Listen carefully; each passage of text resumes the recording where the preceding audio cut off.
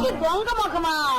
మీది దొంగ ముఖం, మీ అత్తది దొంగ ముఖం, మీ అమ్మది దొంగ ముఖం, మీ కుటుంబంలో అందరిది దొంగ ముఖం. మీ అమ్మ కడుపు మాడ మీ నోరు పడిపోను. నాది దొంగ ముఖమా? నీ కుటుంబంలో ఒక్కొక్కరి సంగతి చెప్తా నేను. స్వరాజ్యం కోసం జైలుకెళ్ళాలని చెప్పు తిరుగుతున్నాను మీ మామ. స్వరాజ్యమాడి పాడా ఇత్తడి చెమ్మ కాజేస్తాను, పట్టుకెళ్ళి బొక్కలో దోశ. ఎందుకు నేను మా పొద్దునే ఆడమే నేను కోరక పెడతానా పాడి కడతాను.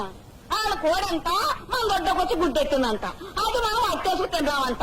ఏళ్ళ కోడి నాశనంగాను ఏనాడన్నా కోడి మేకెట్టి చస్తేనా ఆ కోడెత్తి మన గొడ్డపాకులో మేసద్ది. పీకల మయ్యా మేసి అది కదలలేక అక్కడ గుడ్డెడితే మన తప్ప.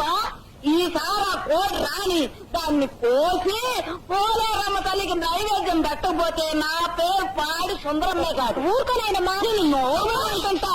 అడ్డమైన వాళ్ళు వాగుతుంటే నన్ను ఊరుకోమంటా. నీ బూడిదయింది యామ బుద్ధి. పక్కింటోళ్ళ వరాలన్నీ మా దొడ్డ రాలిపోయినాయి అంట. వీళ్ళ కోడి బూడిదైపోను, వీళ్ళ పడిపోను. ఇదిగో మొన్న మళ్ళీ వచ్చింది దాన్ని పట్టుకోరా. హోటల్లో పాలకి నీ ఓట్లు వల్లకాడు గాను నీ గాడిపోయి గంగలో గలమా. కోళ్ళు పట్టుకోరా అంటే నీ చేతులు పడిపోతాయా? కోళ్ళు పట్టుకోలేనాడు నువ్వే అమ్మగాడివిరా.